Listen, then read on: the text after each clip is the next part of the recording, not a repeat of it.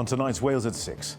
Behind the smiles, this couple were secretly planning to rape 3 young children as part of a sick fantasy. Today they were jailed for their shocking crimes. Also on the programme, the safe way to enjoy the fun of animal feeding. Washing hands is essential too, but a new health investigation into the sickness bug Cryptosporidium warns of the dangers of direct contact. Plus, the men's shed movement has helped hundreds with their mental health. And now this award-winning group is sharing the knowledge with a Japanese delegation. And I'll be getting mindful in a meadow, designed to bring a little bit of calm to our busy days.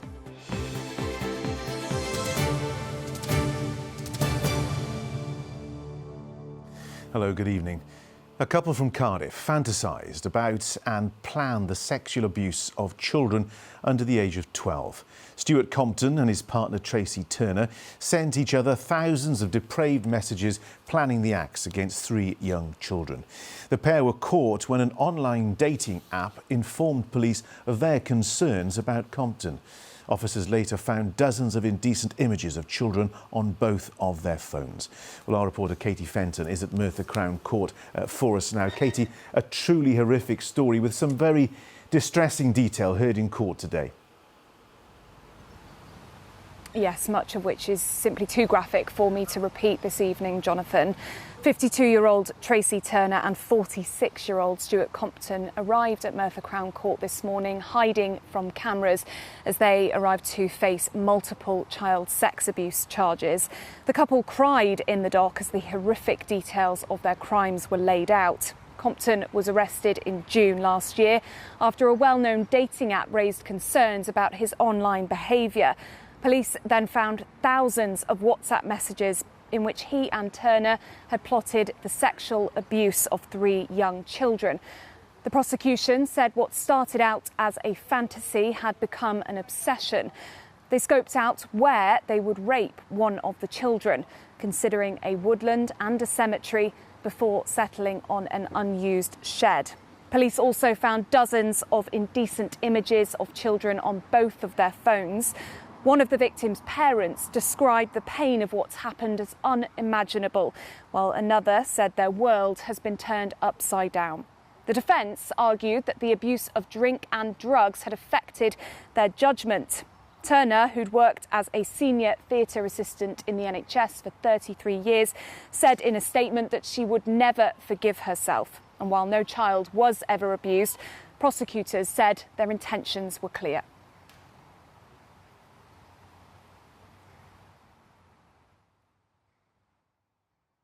Offenders like Turner and Compton believe they can hide behind phone screens, but this is clearly not the case. It is our absolute priority to protect children, and I am grateful to colleagues for the meticulous investigation into this appalling case and the cooperation and support of the Crown Prosecution Service. The successful prosecution and conviction of these 2 dangerous, high-risk sexual predators will ensure that children are protected. Now, Tracy Turner had been working at the University Hospital of Wales in Cardiff, but the Health Board confirmed that she was fired in March this year. A spokesperson said the safety and well-being of its patients is its highest priority, and it has fully cooperated with police, adding that Turner's crimes were entirely unconnected to her work. Today, the judge sentenced Stuart Compton to life in prison, saying he was the driving force behind these crimes. Tracy Turner was sentenced to 12 years with an extra 2 on licence. And as those sentences begin, so too does the perhaps impossible task of moving on for the victims and their families. Katie Fenton at Merthyr Crown Court, thank you very much indeed. Elsewhere tonight, a man has been charged with murder following an alleged assault in Swansea on Friday. The incident occurred outside the Mill pub at around 8:15 in the evening. South Wales police say a 63-year-old man was taken to Morriston Hospital, where he later died. 51-year-old Stephen Vonks from Swansea has been charged with murder and is due to appear at Swansea Crown Court tomorrow. 4 people have been arrested on suspicion of arson with intent to endanger life after a house fire which is believed to have been started deliberately on Prothero Street in Ferndale. Police were called to the area early this morning. Several neighbouring homes were also evacuated for safety reasons. Despite the scale of the fire, no one was seriously injured and investigations are ongoing. Plaid Cymru has announced it'll introduce free swimming lessons for all primary school children if it wins the next Senedd election. The nationwide programme would include 20 swimming and water safety lessons for pupils in Year 4 and 5. It's claimed the policy, which Plaid says is fully costed and worth £4.4 million a year, would also boost health and well-being.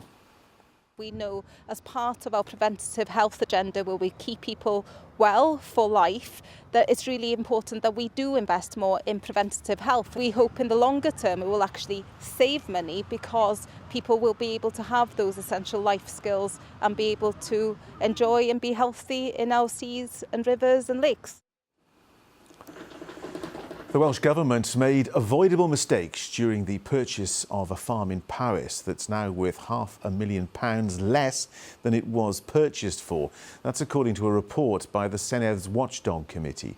Giles Farm was bought as part of a plan to secure the Green Man Music Festival, but plans were scuppered when a pair of ospreys were found on the site. Our political editor Adrian Masters has the latest. Adrian, the saga around this farm has been rumbling on for some time now, hasn't it? That's right, John. You may wonder what a large farm in rural Powys has to do with this building here in the heart of Cardiff, and that's because decisions made here at Welsh Government headquarters are those decisions that are being scrutinised by the Public Accounts Committee, and those decisions go back 3 or more years. That's when the Welsh Government bought Giles Farm back in March 2022, paying £4.5 million for it. There was a lot of political criticism at the time, but the Welsh Government insisted that it followed proper processes. It was going to be used as part of a plan to secure a Green Man Festival, not as a new home, I should point out, for the festival, but as somewhere that could be a base and hold other creative, cultural and environmental events. But the whole project was finally scuppered in August 2023 when a pair of mating ospreys were found on the site, and the protection rules around them meant that it couldn't carry on. Giles continues to be owned by the Welsh Government but is run as a working farm, although, as you said at the beginning, the report highlights that its value has dropped by £500,000 since its purchase. This is what the committee's chair, Mark Isherwood, had to say earlier. We need to ensure that there are robust systems within the Welsh Government, that just because it's the end of a financial year and the Welsh Government's in a rush to make a decision doesn't mean that they should cut the corner on good governance. So we need to see robust governance processes, due diligence in place in such circumstances. And Adrian, what does the Welsh Government have to say about all this? Well, it's given us a statement, John, saying that the farm was purchased following what it calls proper processes and in keeping with market values at the time. The Welsh Government says it's delighted by the arrival, or was delighted by the arrival of the ospreys, which they said was historic and really contributed to the conservation of the species. But that meant that the plans couldn't go ahead. The working farm that they talk about, which is currently Giles Farm, they'll continue to explore potential opportunities for its future use. The Conservatives, meanwhile, have said that the purchase should never have happened, and that suggests that those questions that we talked about, the report still hasn't necessarily put all those questions to bed. OK. Adrian Masters, thanks very much indeed. Still to come, Ruth is here. How's the weather shaping up for the week? Well, it's been a decent enough start, but there are showers around, with thunderstorms developing later in the week, which of course is not fantastic news if you are planning on heading out and about. And I'll be getting mindful in a meadow, designed to bring a little bit of calm to our busy days.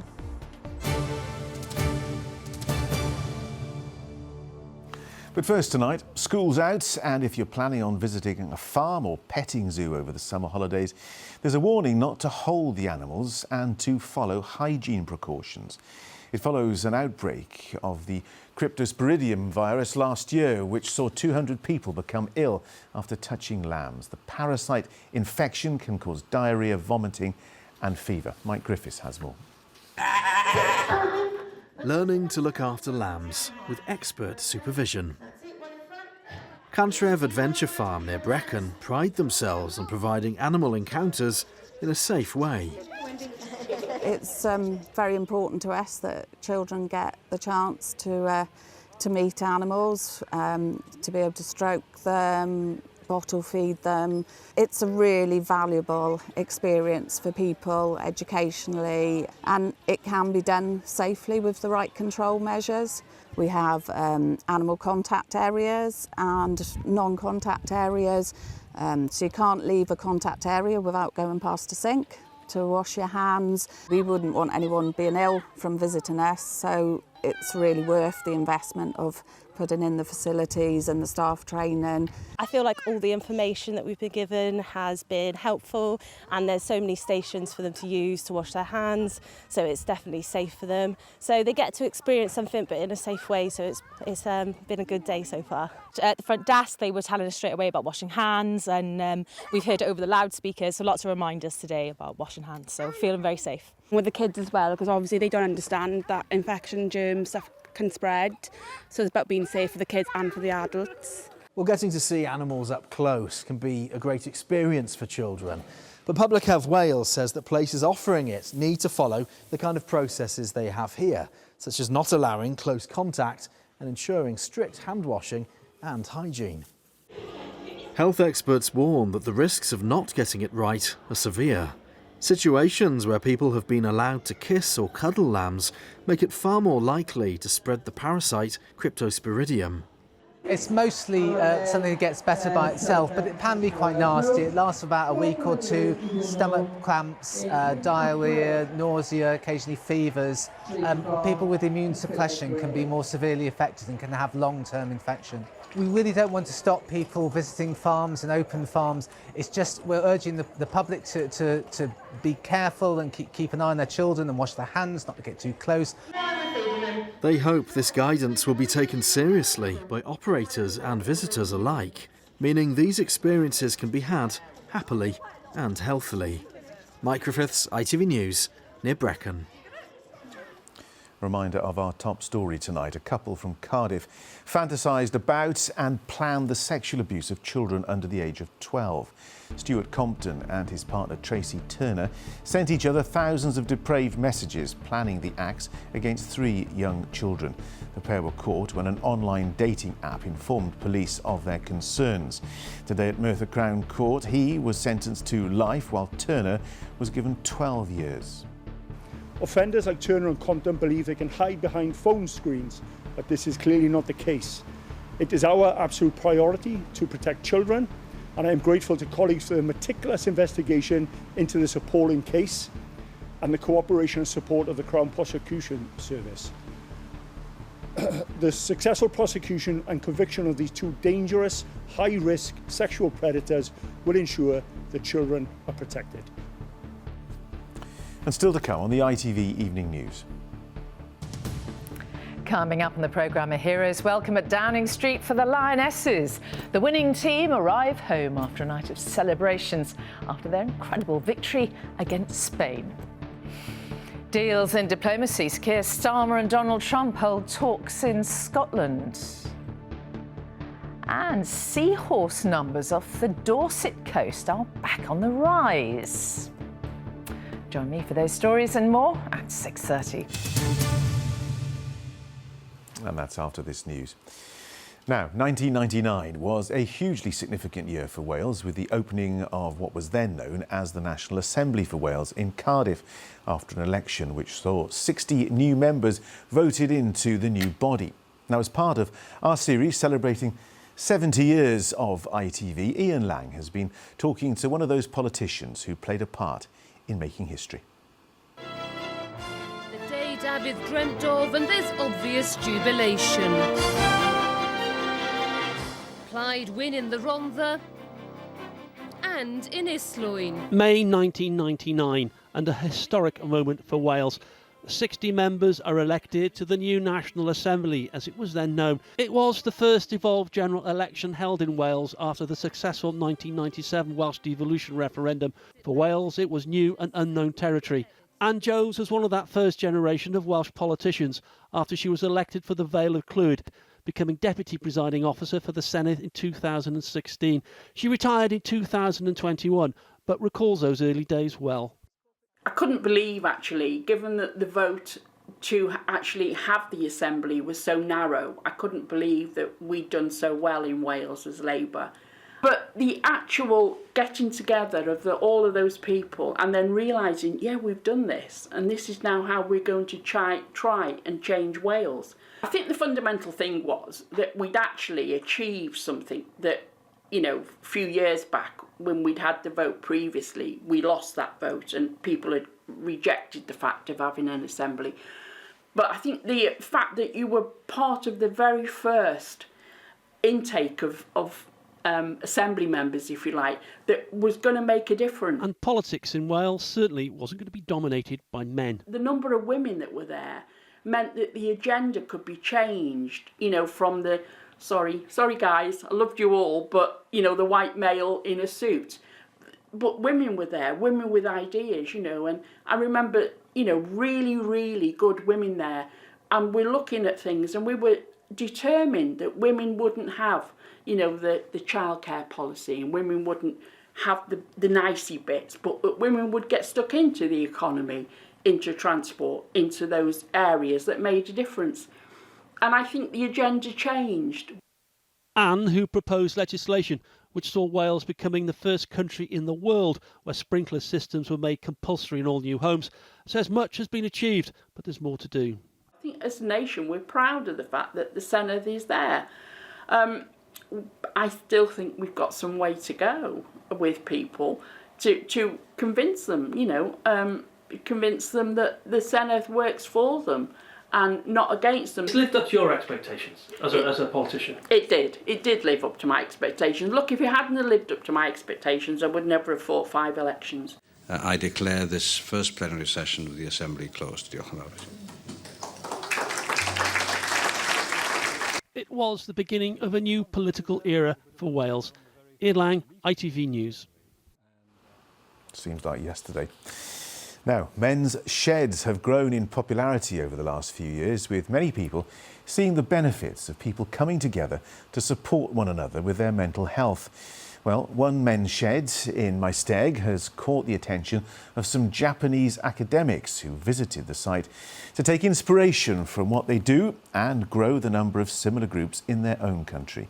Leah McConkey joined them for the special visit.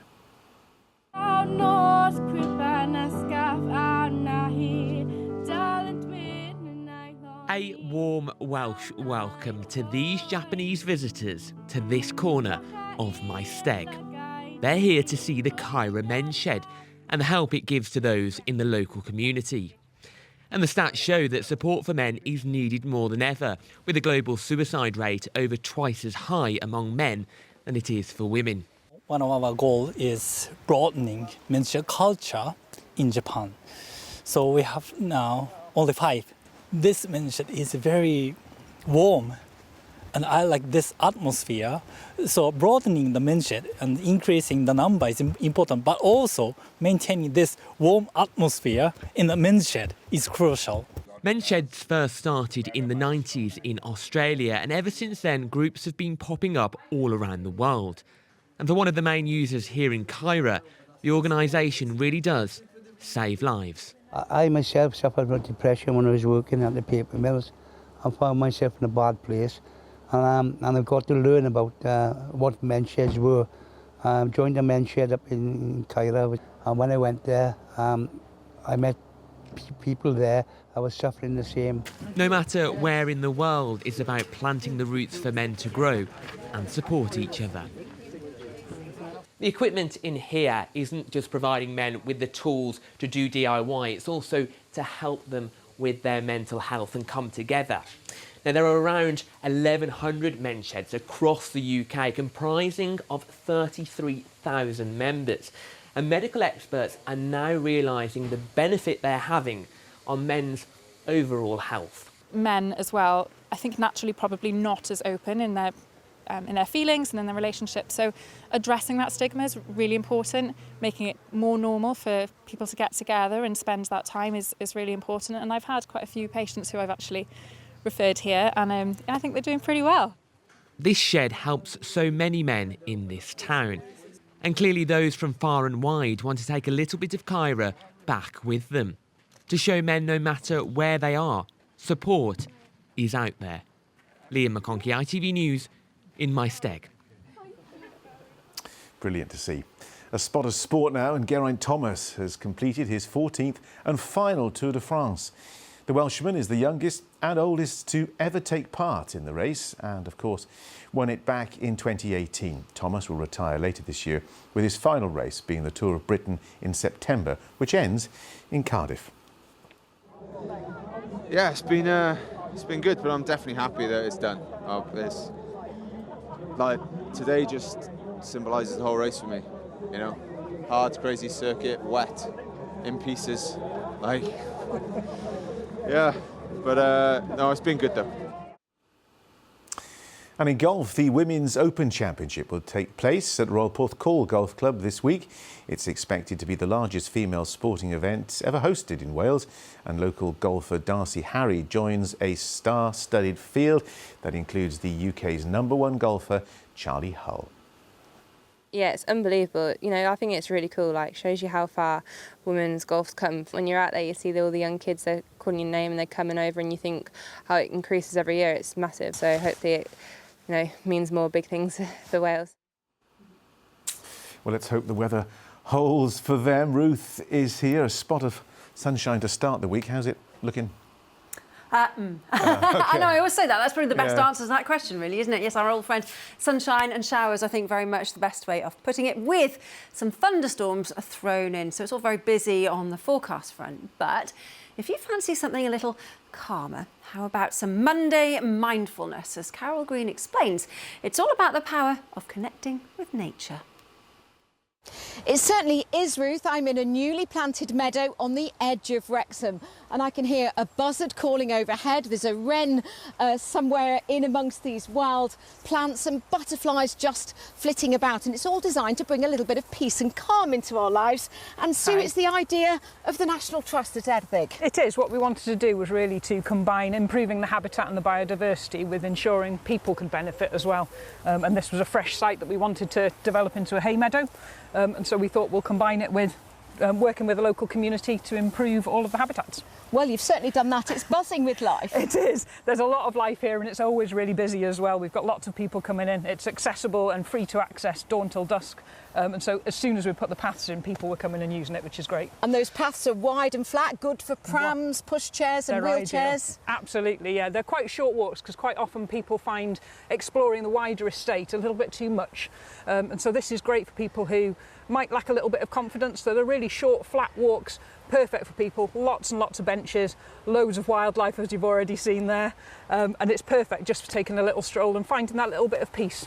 And you do stumble across some interesting things as well, don't you? We do. So this is a community art project we worked with David Setter, and the idea is that it's positivity rocks. So it's finding that balance in nature that everybody can support each other. And how important is it when we've lost those green spaces in lots of our towns and urban areas that people can get out and feel a bit of peace and quiet? It's so important. I think everybody really knows that being outside, it's certainly in the pandemic, can benefit your mental health and your physical health as well.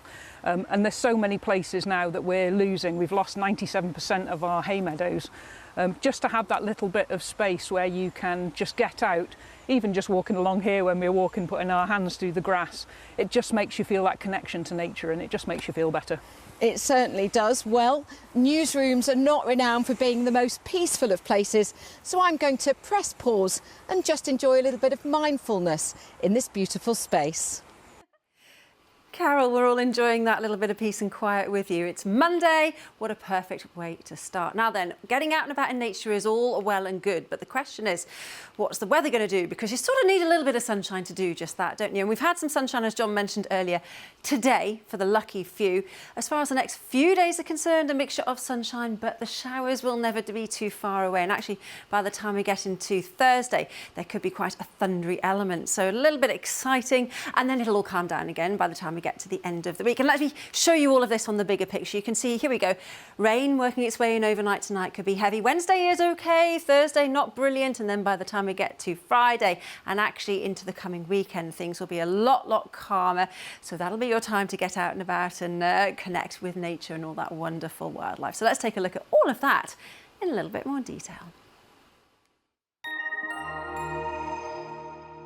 A clear start makes way for a day of ancient discoveries.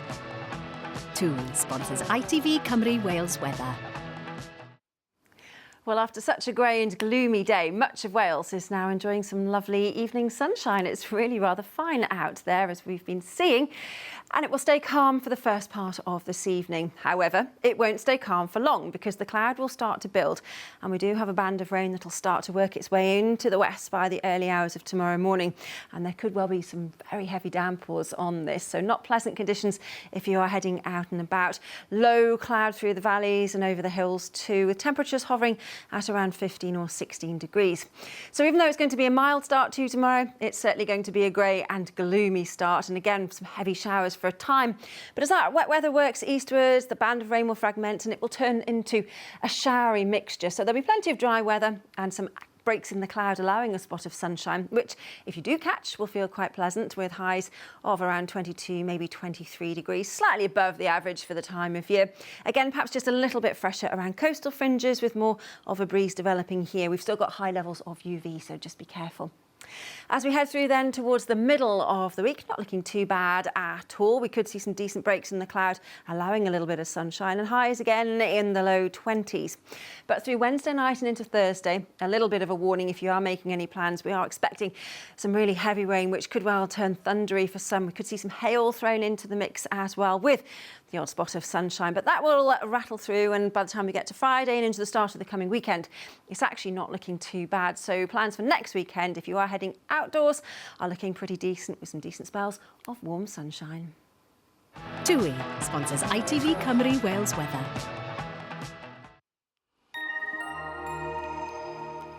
So there you go, all very busy on the weather front, but I think Carol getting out and about and getting in touch with nature has made us all feel that little bit calmer, John.